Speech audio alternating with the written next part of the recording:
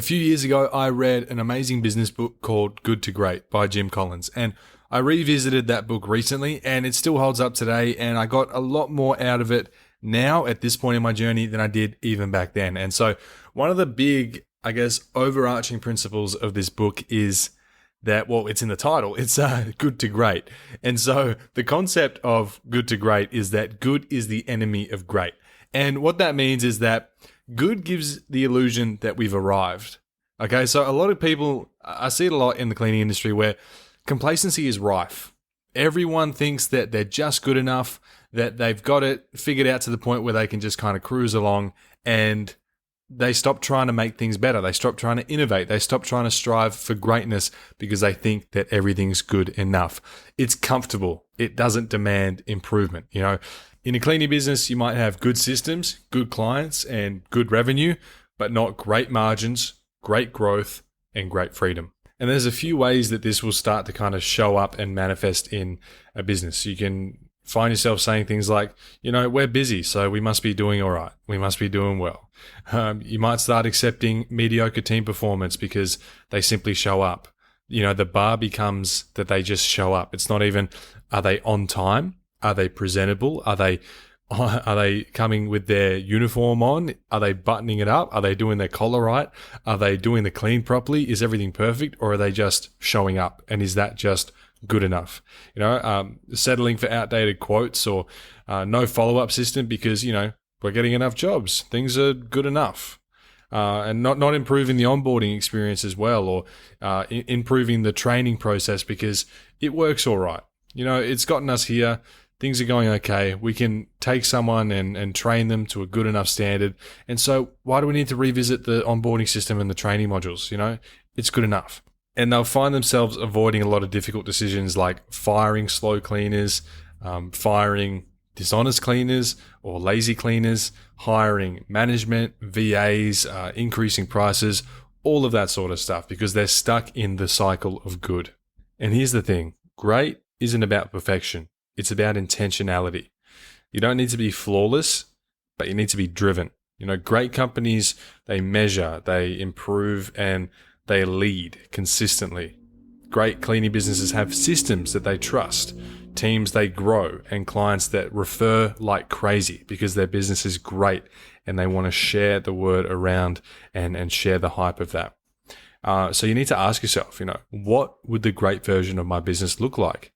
What habits would change? What characteristics about myself need to change? What decisions would I stop delaying? What systems would I look back on and improve and innovate? What things within my team could I improve on?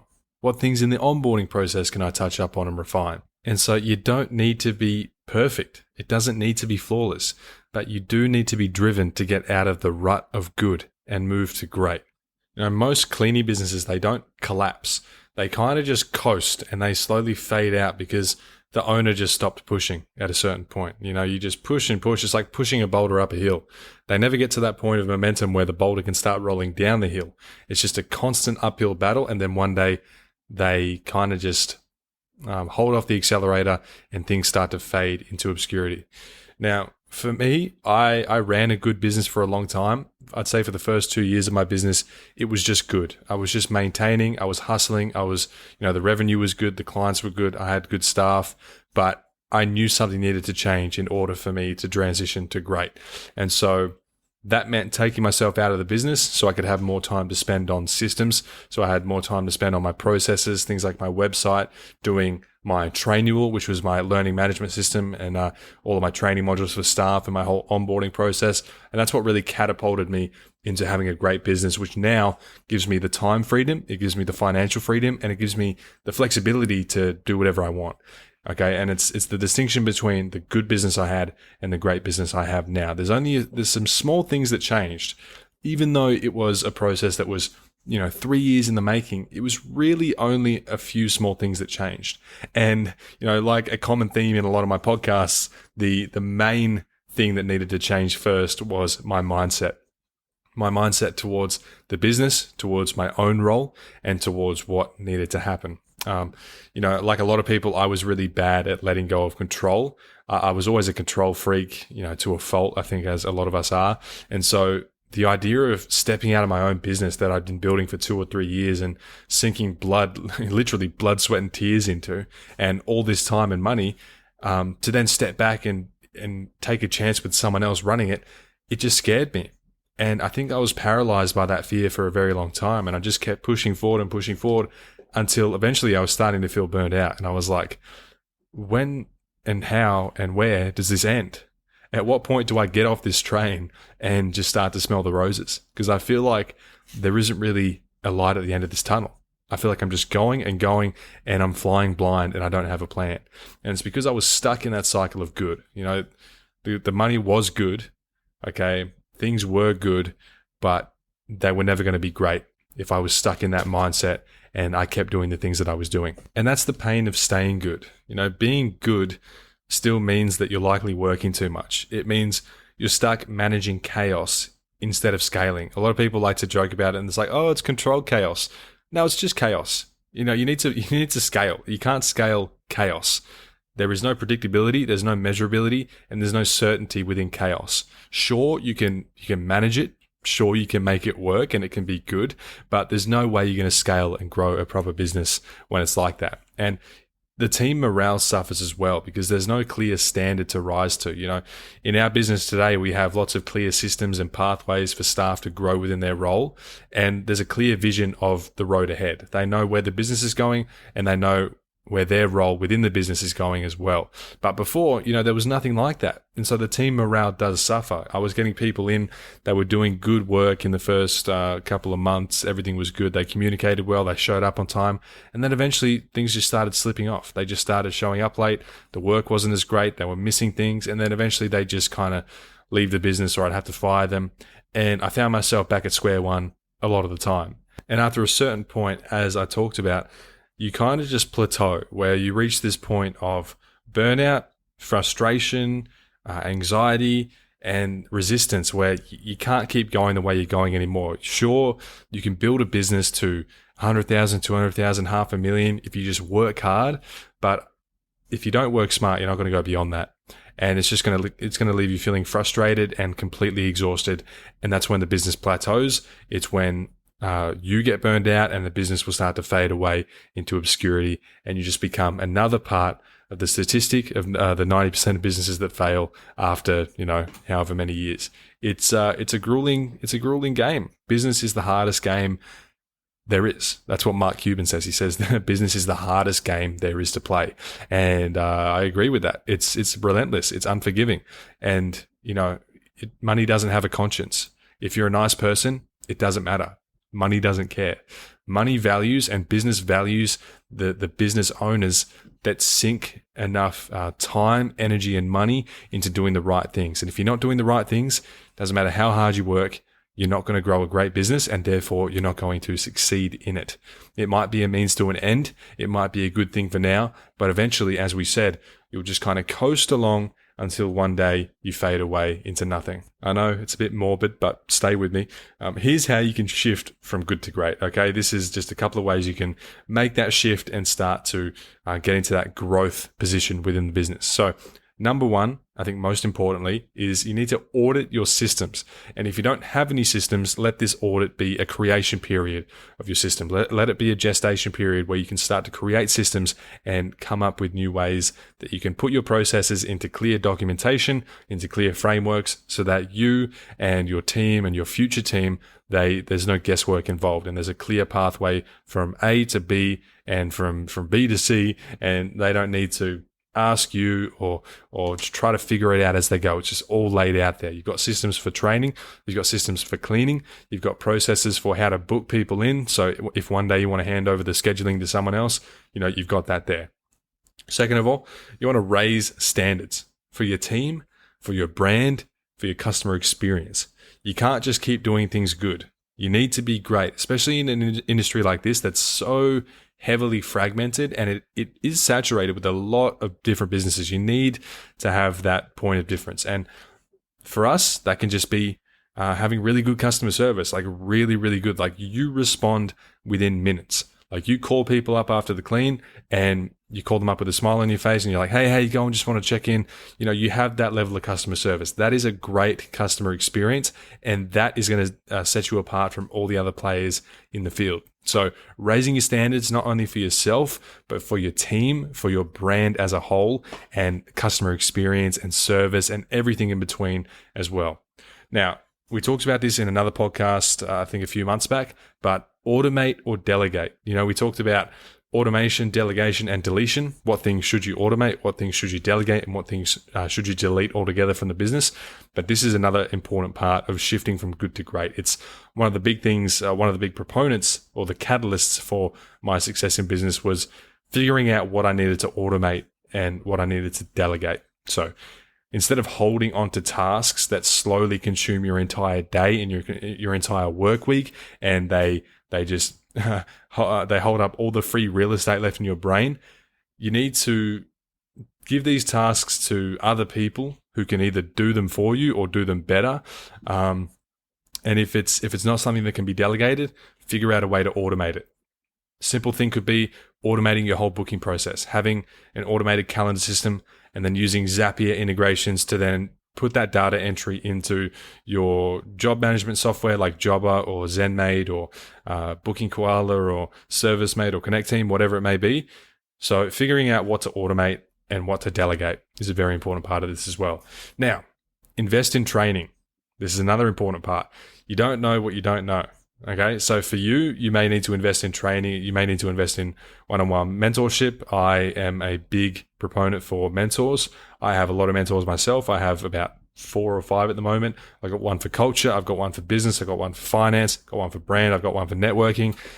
So big believer in mentors. You don't know what you don't know. And the fastest way to cross a chasm is to learn from someone who's already done what you want to do. So invest in training, not just for you as well, but for your team. Invest in training for your team if you have one. It's very important, and great companies and great business owners never stop learning. And lastly, to tie this all together, lead intentionally. Stop coasting. Drive the vision, show up with purpose, be completely mission driven and relentless in that pursuit towards where you want to get to. Have a clear vision in mind, set clear goals, clear parameters, and see that you achieve those goals. See that you get to the end point. Okay? Don't just fly blind, lead intentionally. And I mean, take it from me, complacency feels comfortable. It feels good. It's just this calm feeling. You wake up every day and there's nothing that worries you. There's no real sense of urgency. It just feels comfortable. But the reality is it kills momentum. Growth requires discomfort. The hiring, the sales, going door knocking, things like this, pricing correctly, leading intentionally. This can all be uncomfortable to people. If you've never done it before, it's uncomfortable. But situations and times of discomfort are often the times where we see the most amount of growth. So growth requires discomfort, because complacency feels comfortable. What's the opposite of that? Get uncomfortable. That's how you grow. And good, quote unquote, allows you to stay in that comfort zone because nothing feels urgent. When you have a great business, or at least when you strive to have a great business, you have such a sense of urgency. There's a sense of scarcity with time. You have motivation because you know where you're going, you know where you're headed, and you have goals in order to get there. And it gets the wheels in your head spinning. Without that, though, you're just stuck in that complacency zone, that comfort zone, and nothing gets done. And you just kind of hit the cruise control. Everything feels okay, and then one day, what happened? You're gone. And so the problem is you only realize you've plateaued after it's too late. When profits are shrinking, when staff are leaving, or when clients are moving on, and you don't know how to remedy it. And you don't want to get to that point. I've seen a lot of people get to that point. I've seen a lot of people almost get to that point, and it's not pretty. It's a harsh wake-up call, and so it's a lot easier to get ahead now than later on. The real secret sauce, the real secret to success is innovation. It's what Apple does so well. It's what they did really, really well back in the day. It's what they continue to do now. They don't try to reinvent the wheel. They have the same iPhone, but every year they just innovate it a little bit more. They're not reinventing it. They're not creating a whole new product. They're just innovating it. And what happens? They have record sales every single year. because great businesses are constantly improving. They're constantly testing systems, tweaking training, refining customer experience, and adding more and more sales and getting better at sales. Now, if you followed me for a while, what do you think I do? Do you think I talk about this a fair bit? Do you think I talk about how I constantly test systems? Have you heard me say the word systems a million times now? Well, there's a pretty good reason for that. It's because it's, pretty important. It's a good step. It's a necessary step in the direction of growth.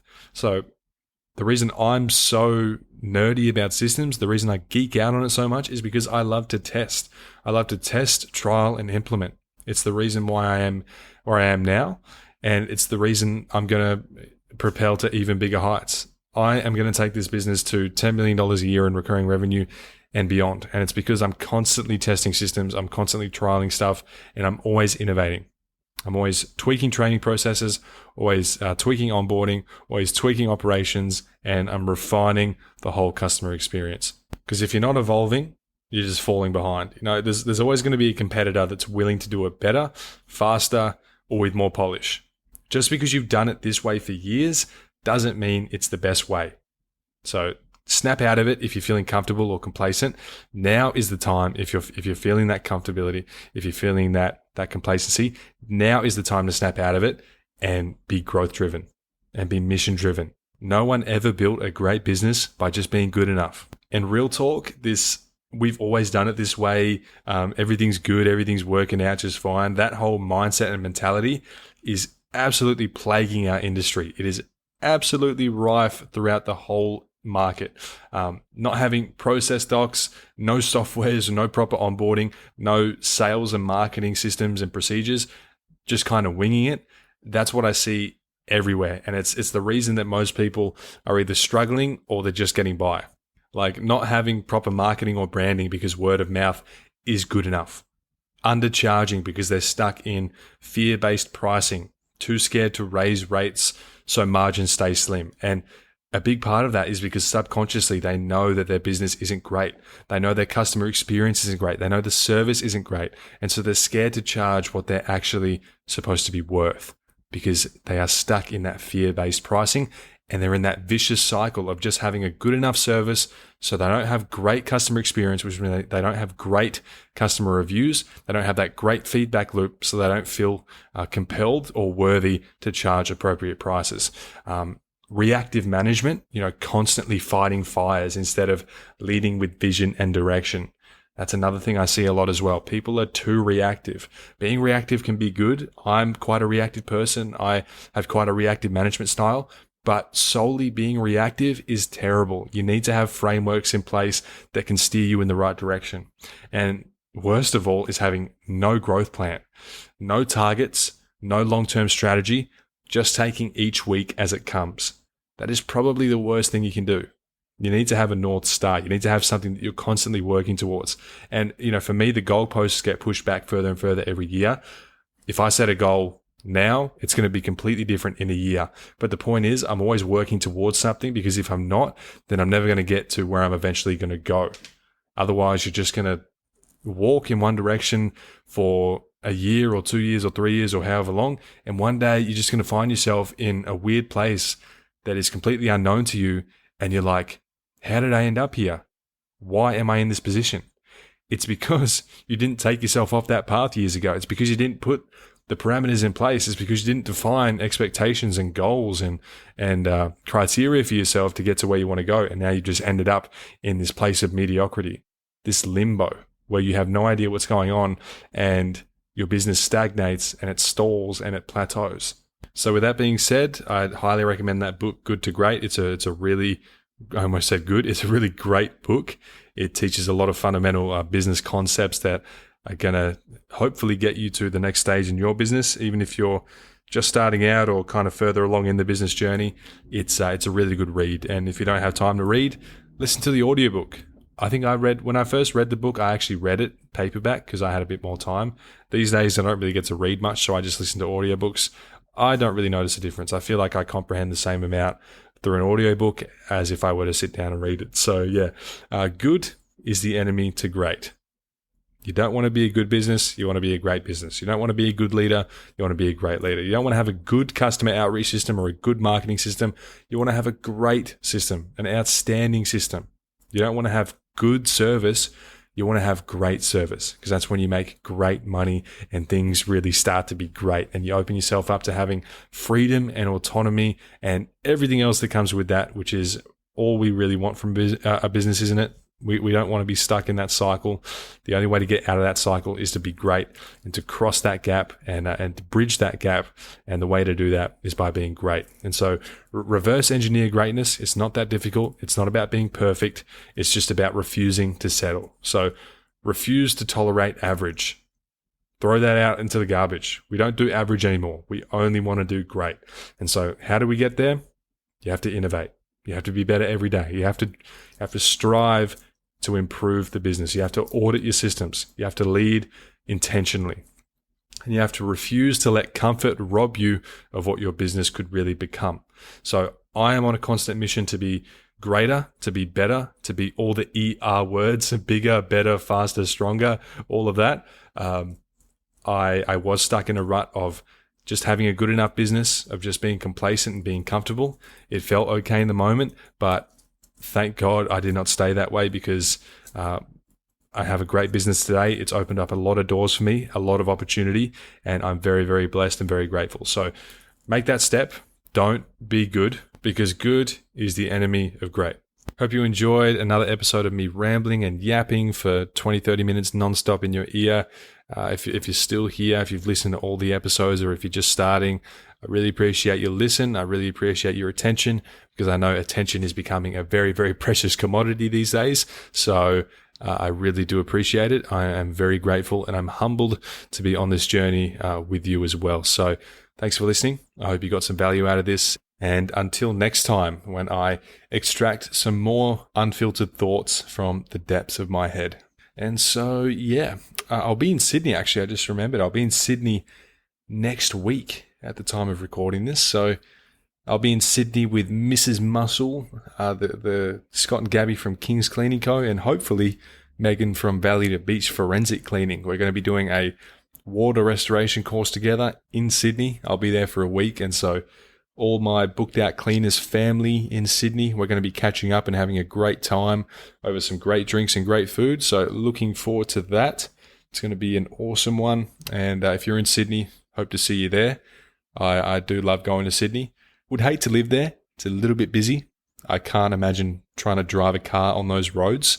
I think I would lose my mental sanity. So if you live in Sydney and you have to commute daily on those roads in that traffic, I commend you for your patience. You're a scholar and a saint, and I'll hopefully see you there. So looking forward to that. And the next time I'll be speaking to you, I will be coming to you from Sydney. So hopefully Sydney inspires me with some more content ideas, because I'm certainly running low. And yeah, that'll be a fun one. And I'll definitely keep you updated on what happens during that, and my learnings and teachings from that water restoration course, which is a bridging course into other things like mold restoration and remediation and all that stuff. So very exciting. Looking forward to it. And I'll speak to you again next Wednesday.